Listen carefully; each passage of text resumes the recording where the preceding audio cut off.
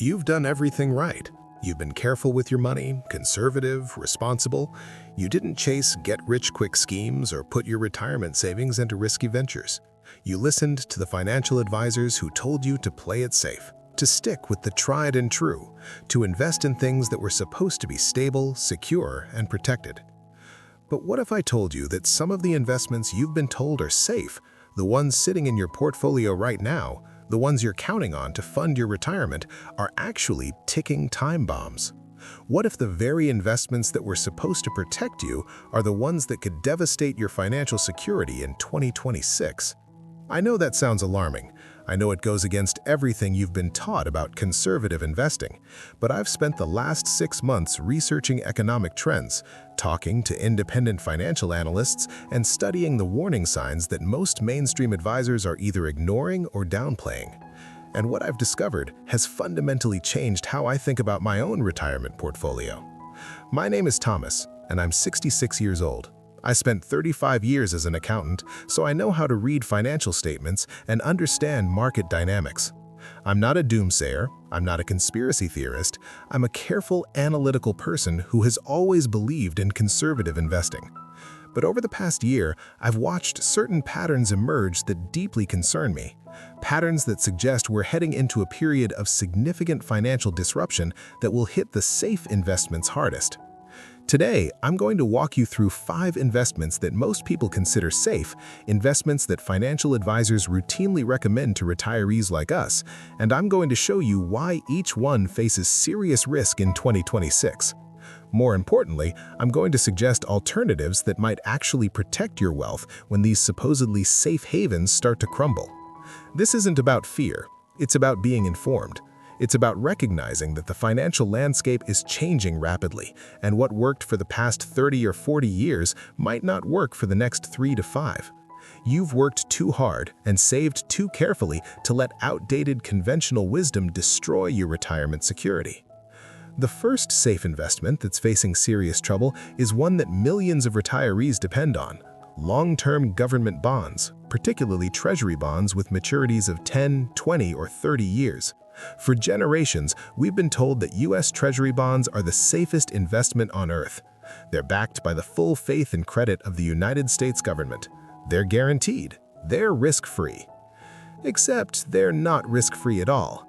What they're free from is default risk. The government isn't going to fail to pay you back, but they're absolutely loaded with interest rate risk and inflation risk. And those risks are about to become very, very real in 2026. Here's what's happening. The Federal Reserve has been manipulating interest rates for over a decade, keeping them artificially low to stimulate the economy. But that era is ending. Inflation pressures, massive government debt, and changing global economic dynamics are forcing rates higher. And when interest rates rise, the value of existing bonds falls. It's an inverse relationship that's simple but brutal. Let me give you a concrete example. If you bought a 30-year Treasury bond in 2020 when rates were near historic lows, around 1.5 to 2%, and you're still holding that bond today, you've already lost significant value. If you needed to sell that bond now, you'd get substantially less than what you paid for it. Now imagine what happens in 2026 if rates continue rising to 5%, 6%, or even 7%. The value of those long-term bonds could drop by 30%, 40%, or even 50%. You might be thinking, but Thomas, I'm planning to hold these bonds to maturity. I don't need to sell them, so the market value doesn't matter. And if you can truly afford to hold them for 20 or 30 years without needing that capital, you're right. But most retirees can't make that promise. What if you have a medical emergency? What if your home needs major repairs? What if you need to help a family member? If you're forced to sell those bonds before maturity in a rising interest rate environment, you'll lock in devastating losses. There's also the inflation problem. If you're holding a bond paying 2% interest, but inflation is running at 4 or 5%, you're losing purchasing power every single year. Your dollars are worth less, but your income is fixed. That's not safety. That's a slow erosion of your wealth. Independent analysts I've spoken with are warning that 2026 could be the year when long-term bondholders face a reckoning. The combination of persistent inflation, rising government debt that requires higher interest rates to attract buyers, and potential instability in global markets could create the perfect storm for long-term bonds.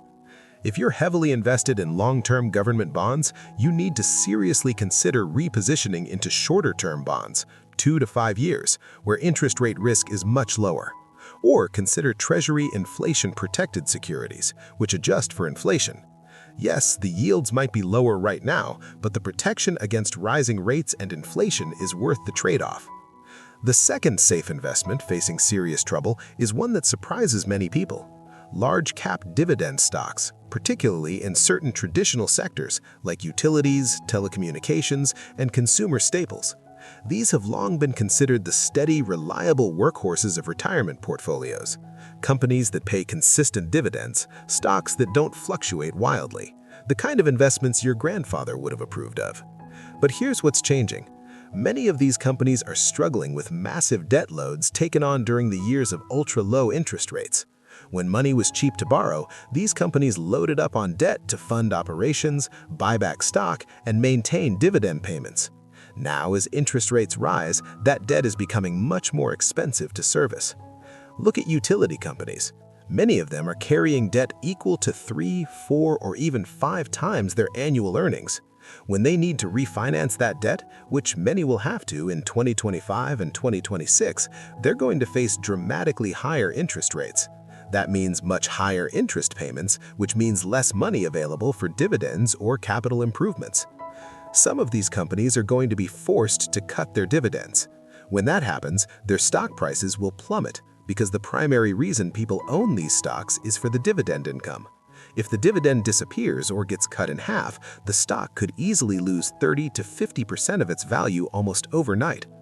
I'm watching several major utility companies and telecommunications providers right now that have dividend payout ratios above 80% or even 90%. That means they're paying out almost all of their earnings as dividends, leaving almost nothing for reinvestment or for a cushion if earnings decline. That's not sustainable, especially with rising debt costs. There's also a broader economic concern. If we enter a recession in 2026, which many economists believe is increasingly likely given the inverted yield curve we've seen and other warning indicators, even stable companies in defensive sectors will see earnings pressure. And when earnings fall, but debt payments rise, something has to give. Usually, it's the dividend. I've started systematically reducing my exposure to high dividend stocks with concerning debt levels. I'm looking instead at companies with stronger balance sheets, lower debt ratios, and more sustainable payout ratios, even if that means accepting a slightly lower dividend yield right now. The goal isn't maximum income today, it's reliable income tomorrow. The third safe investment that concerns me deeply is one that many retirees hold without even thinking about it: money market funds and cash equivalents. Now, I'm not saying you shouldn't have any cash reserves. You absolutely should. Every retiree needs an emergency fund.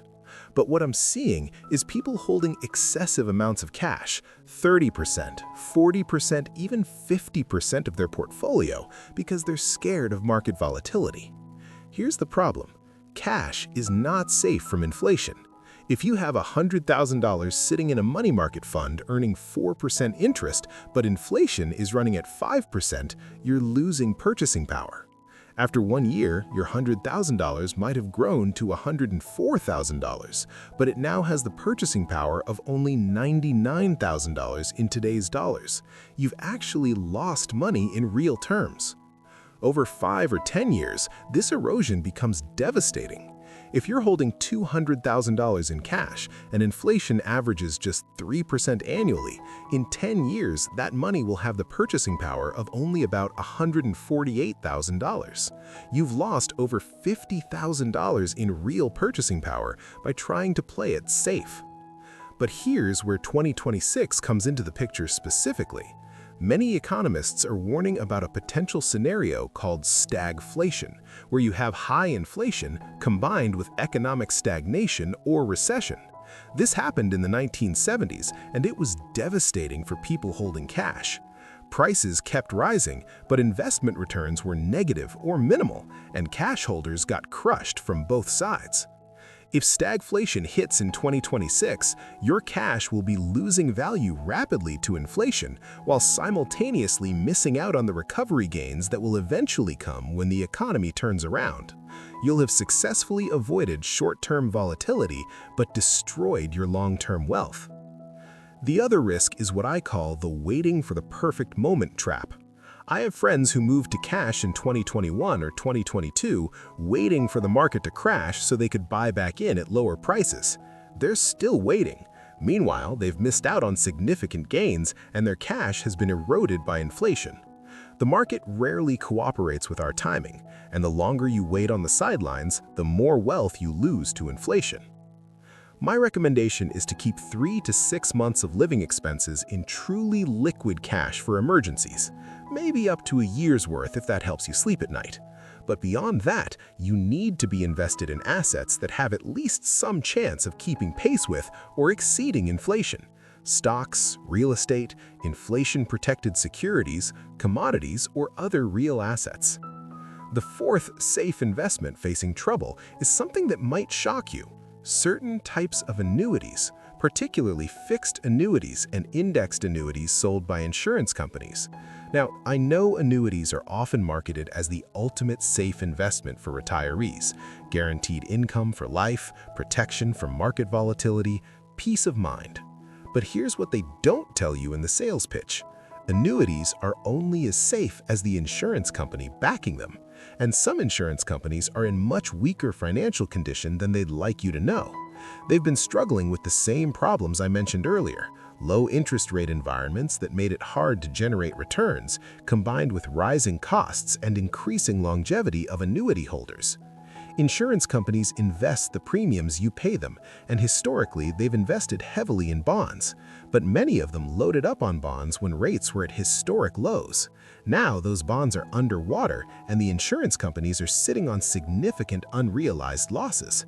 If economic conditions deteriorate in 2026, some of these companies could face serious solvency issues. Now, there are state guarantee funds that protect annuity holders if an insurance company fails, but these protections are limited, typically $250,000 per person per company, though it varies by state. If you have a $500,000 annuity with a company that goes under, you might only recover half of it. There's also the inflation problem again. If you bought a fixed annuity paying $30,000 per year back in 2020, that might have seemed like solid income. But if inflation has been running at 4 to 5% annually, that $30,000 only has the purchasing power of about $24,000 to $25,000 in 2020 dollars. And if you have another 20 or 30 years of retirement ahead of you, that erosion will continue relentlessly.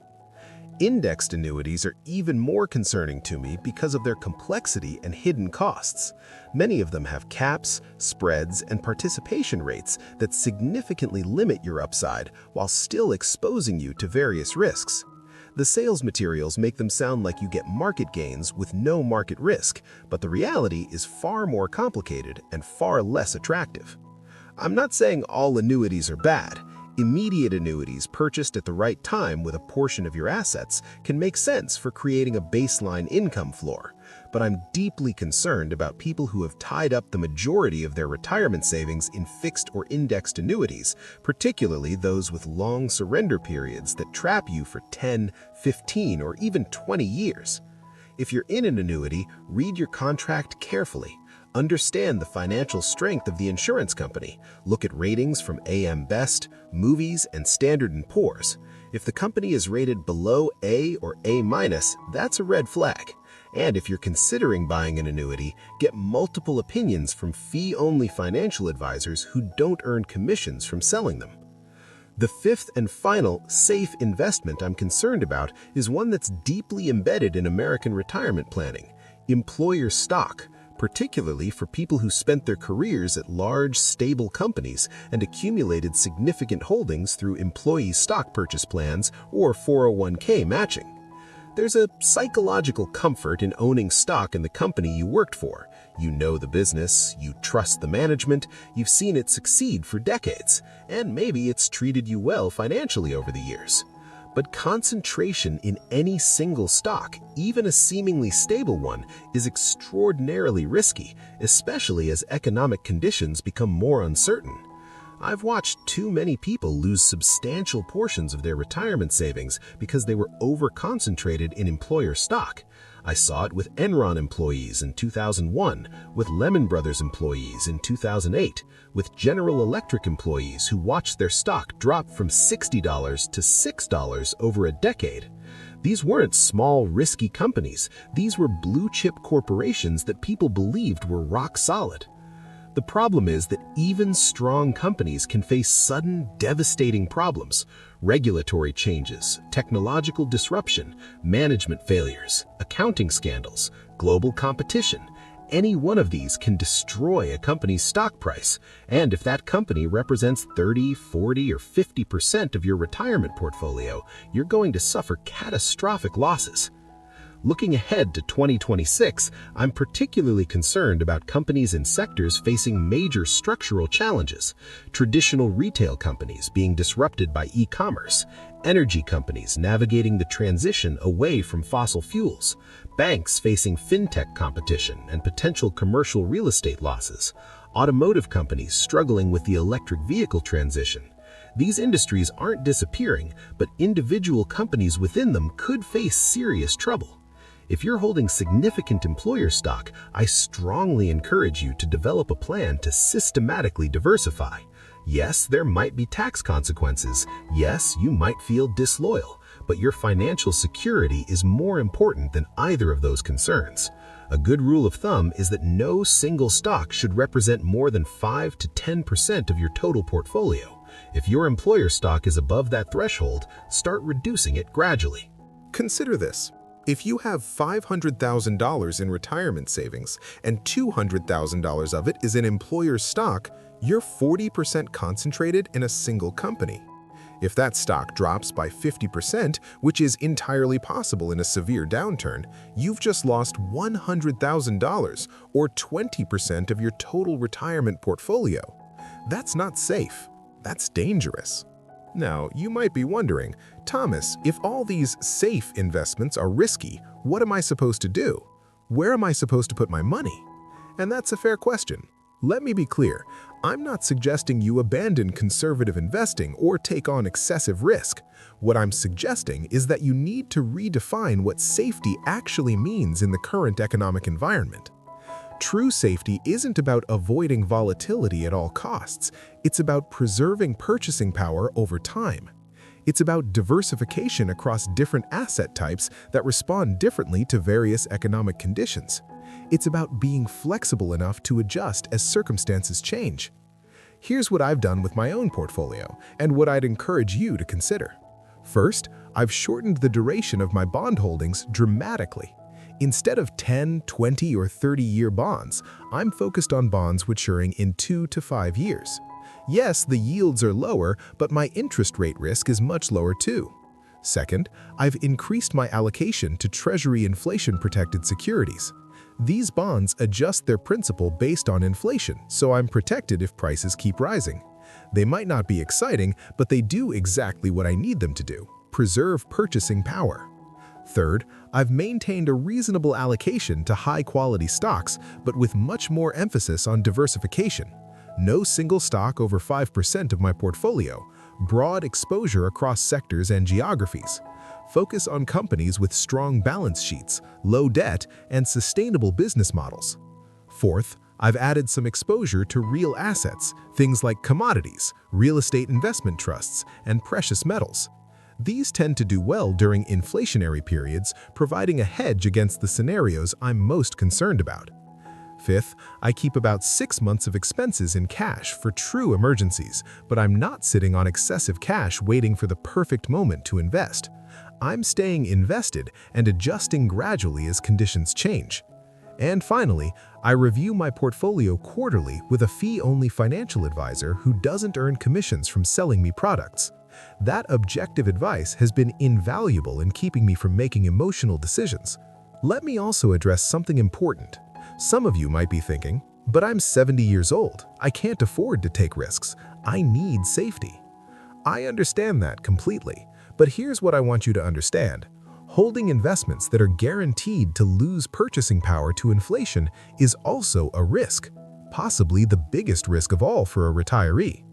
If you're 70 and in good health, you might live another 20 or 25 years. That's a long time horizon. You can't afford to be so conservative that your money doesn't keep pace with inflation, because you'll run out of purchasing power long before you run out of years. Conservative investing doesn't mean zero growth. It means appropriate growth with manageable risk. It means diversification. It means being thoughtful and strategic rather than just defaulting to whatever's labeled safe by conventional wisdom. I also want to emphasize that I'm not predicting a market crash or an economic apocalypse. What I'm saying is that certain investments that are widely considered safe carry hidden risks that are becoming more pronounced, and 2026 could be the year when some of those risks materialize in ways that catch people off guard. Think of this as a warning light on your car's dashboard. It doesn't mean your engine is about to explode. It means you should pay attention, get things checked out, and make adjustments before a small problem becomes a big one. The financial advisors who are telling you to just stay the course, who aren't acknowledging these risks, who are keeping you in the same investments that worked in the 1980s and 1990s, they might mean well, but they're not serving you well. The world has changed, economic dynamics have changed, and your investment strategy needs to change too. So here's what I want you to do. This week, pull out your most recent investment statements. Look at what you own. Really look at it. Ask yourself these questions. Am I too concentrated in long-term bonds? Am I overweighted in high dividend stocks with concerning debt levels? Am I holding too much cash out of fear? Am I holding too much money in annuities? Am I over-concentrated in any single stock? If the answer to any of those questions is yes, it's time to make changes. Not panicked changes, not emotional changes, but thoughtful, strategic adjustments that position you for the economic environment we're likely facing over the next few years.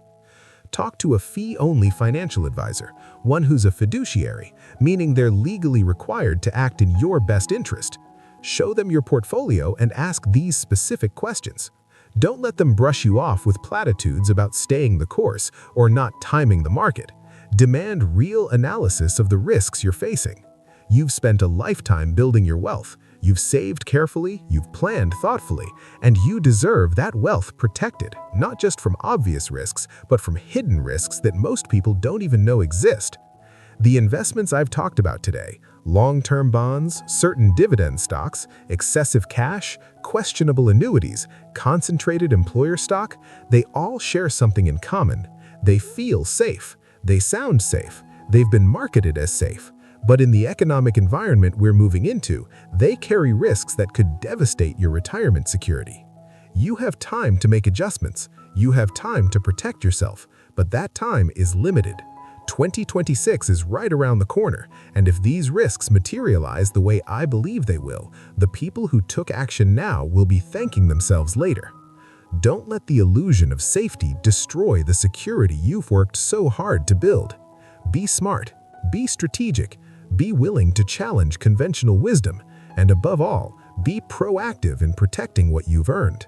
Your retirement depends on it.